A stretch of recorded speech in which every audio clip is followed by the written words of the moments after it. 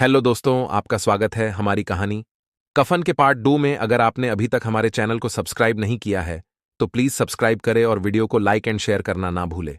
अभी तक आपने कहानी में देखा कि दोनों बाप और बेटा घीसू और माधव कैसे अपने आलस और गरीबी के कारण अपनी बहू को मरने के लिए छोड़ देते हैं।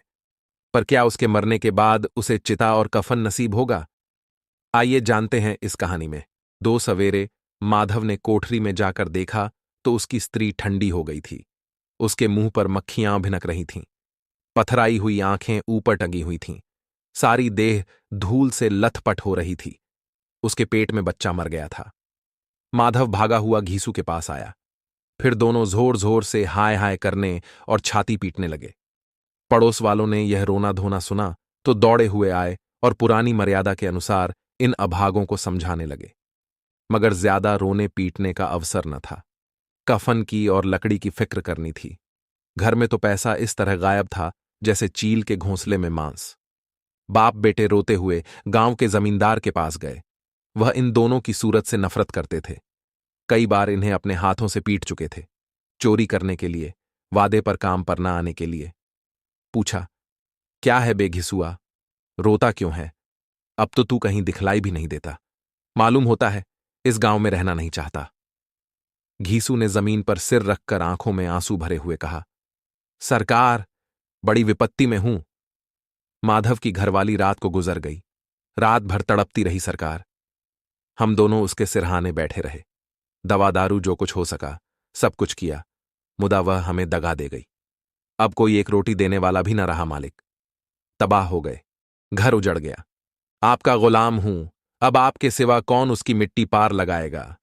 हमारे हाथ में तो जो कुछ था वह सब तो दवा दारू में उठ गया। सरकार ही की दया होगी तो उसकी मिट्टी उठेगी। आपके सिवा किसके द्वार पर जाऊं? जमींदार साहब दयालु थे, मगर घीसू पर दया करना काले कंबल पर रंग चढ़ाना था। जी में तो आया, कह दें, चल दूर हो यहां से।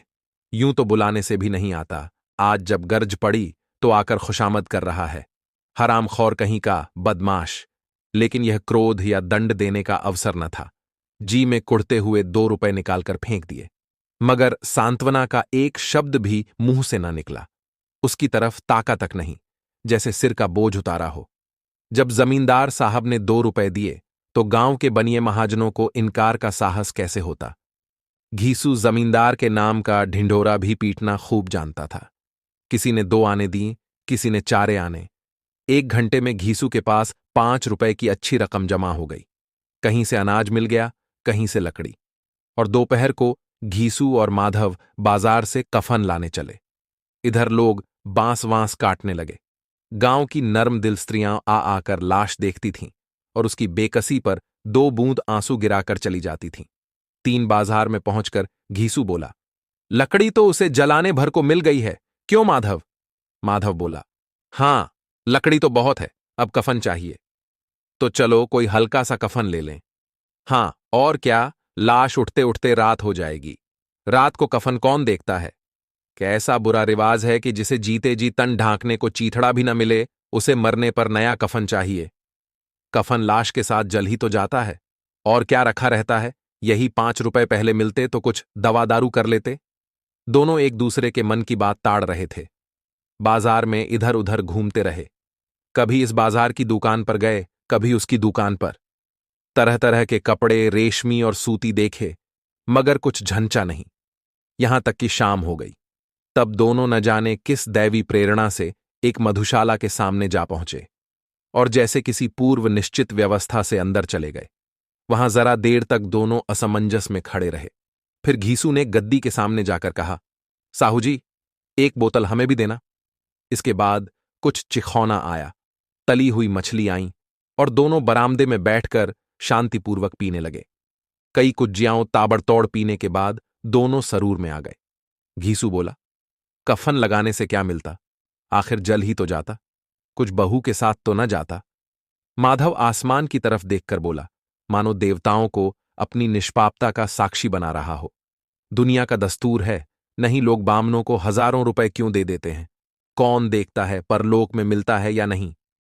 बड़े आदमियों के पास धन है, फूंके। हमारे पास फूंकने को क्या है? लेकिन लोगों को जवाब क्या दोगे? लोग पूछेंगे नहीं, कफन कहाँ है? घीसू हंसा। अबे, कह देंगे कि रुपए कमर से खिसक गए। बहुत ढूंढा, मिले नहीं। लोगों को विश्वास ना आएगा, लेकिन फिर वहीं रुपए देंगे। माधव भी हंसा, इस अनपेक्षित सौभाग्य पर बोला, बड़ी अच्छी थी बेचारी, मरी तो खूब खिला पिलाकर। आधी बोतल से ज्यादा उड़ गई। घीसू ने 2 सेर पूरियां मंगाई, चटनी, अचार, कलेजियां। शराब खाने के सामने ही दुकान थी। माधव लपक कर 2 पत्तलों में सारे सामान ले आया। पूरा 1.5 रुपया खर्च हो गया। सिर्फ थोड़े से पैसे बच रहे। दोनों इस वक्त इस शान में बैठे पूरियां खा रहे थे जैसे जंगल में कोई शेर अपना शिकार उड़ा रहा हो। न जवाबदेही का खौफ था, न बदनामी की फिक्र। इन भावनाओं को उन्होंने बहुत पहले ही जीत लिया था। घीसू दार्शनिक भाव से बोला, हमारी आत्मा प्रसन्न हो रही है तो क्या उसे पुण्य न होगा? माधव ने श्रद्धा से सिर झुकाकर तस्दीक की, जरूर से जरूर होगा। भगवान, तुम अंतर्यामी हो, उसे बैकुंठ ले जाना। हम दोनों हृदय से आशीर्वाद दे रहे हैं। आज जो भोजन मिला वह कभी उम्र भर न मिला था। एक क्षण के बाद माधव के मन में एक शंका जागी। बोला, क्यों दादा, हम लोग भी एक न एक दिन वहां जाएंगे ही? घीसू ने इस भोले भाले सवाल का कुछ उत्तर न दिया। वह परलोक की बातें सोचकर इस आनंद में बाधा न डालना चाहता था। जो वह हम लोगों से पूछे कि तुमने हमें कफन क्यों नहीं दिया, तो क्या कहोगे? कहेंगे तुम्हारा सिर। पूछेगी तो जरूर, तू कैसे जानता है कि उसे कफन न मिलेगा? तू मुझे ऐसा गद्दा समझता है? 60 साल क्या दुनिया में घास खोदता रहा हूं, उसको कफन मिलेगा और बहुत अच्छा मिलेगा। माधव को विश्वास न आया। बोला, कौन देगा? रुपए तो तुमने चट कर दिए। वह तो मुझसे पूछेगी। उसकी मांग में तो सेंदूर मैंने डाला था। कौन देगा, बताते क्यों नहीं? वही लोग देंगे जिन्होंने अब की दिया। हां, अब की रुपए हमारे हाथ ना आएंगे। ज्यों ज्यों अंधेरा बढ़ता था और सितारों की चमक तेज होती थी, मधुशाला की रौनक भी बढ़ती जाती थी। कोई गाता था, कोई डींग मारता था, कोई अपने संगी के गले लिपटा जाता था, कोई अपने दोस्त के मुंह में कुल्हड़ लगाए देता था। वहां के वातावरण में सुरूर था, हवा में नशा। कितने तो यहां आकर एक चुल्लू में मस्त हो जाते थे। शराब से ज्यादा यहां की हवा उन पर नशा करती थी। जीवन की बाधाएं यहां खींच लाती थीं और कुछ देर के लिए यह भूल जाते थे कि वे जीते हैं या मरते हैं, या न जीते हैं न मरते हैं। और यह दोनों बाप बेटे अब भी मजे ले लेकर चुस्कियां ले रहे थे। सबकी निगाहें इनकी ओर जमी हुई थीं। दोनों कितने भाग्य के बली हैं। पूरी बोतल बीच में है। भरपेट खाकर माधव ने बची हुई पूरियों का पत्तल उठाकर एक भिखारी को दे दिया, जो खड़ा इनकी ओर भूखी आंखों से देख रहा था और देने के गौरव, आनंद और उल्लास का अपने जीवन में पहली बार अनुभव किया। घीसू ने कहा, ले जा, खूब खा और आशीर्वाद दे।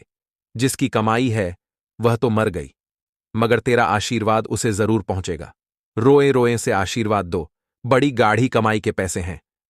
माधव ने फिर आसमान की तरफ देखकर कहा, वह बैकुंठ में जाएगी दादा, बैकुंठ की रानी बनेगी।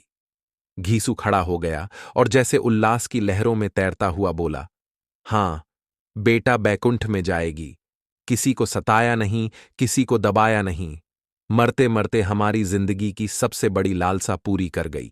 वह न बैकुंठ जाएगी तो क्या ये मोटे मोटे लोग जाएंगे, जो गरीबों को दोनों हाथों से लूटते हैं और अपने पाप को धोने के लिए गंगा में नहाते हैं और मंदिरों में जल चढ़ाते हैं? श्रद्धालुता का यह रंग तुरंत ही बदल गया। अस्थिरता नशे की खासियत है। दुख और निराशा का दौरा हुआ। माधव बोला, मगर दादा, बेचारी ने जिंदगी में बड़ा दुख भोगा, कितना दुख झेल कर मरी। वह आंखों पर हाथ रखकर रोने लगा, चीखें मार मार कर। घीसू ने समझाया, क्यों रोता है बेटा, खुश हो कि वह माया जाल से मुक्त हो गई, जंजाल से छूट गई। बड़ी भाग्यवान थी जो इतनी जल्द माया मोह के बंधन तोड़ दिए। और दोनों खड़े होकर गाने लगे, ठगिनी क्यों नैना झमकावे, ठगिनी। पियक्कड़ों की आंखें इनकी ओर लगी हुई थीं और यह दोनों अपने दिल में मस्त गाए जाते थे। फिर दोनों नाचने लगे, उछले भी, कूदे भी, गिरे भी, मटके भी, भाव भी बनाए, अभिनय भी किए और आखिर नशे में मदमस्त होकर वहीं गिर पड़े। और बेचारे गांव वाले उनकी राह देखते रहे और उस बेचारी को कफन भी नसीब न हुआ। इस कहानी से हमें यह शिक्षा मिलती है कि हमें अपनी संगति और विचार दोनों को सही राह पर लगाना चाहिए। नहीं तो हमारी स्थिति भी घीसू और माधव जैसी हो सकती है।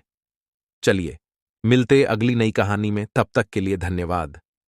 और अगर आपने अभी तक हमारा चैनल सब्सक्राइब नहीं किया है, तो चैनल को सब्सक्राइब करें, वीडियो को लाइक करें, शेयर करें और कमेंट में बताना न भूले आपको वीडियो कैसी लगी। धन्यवाद।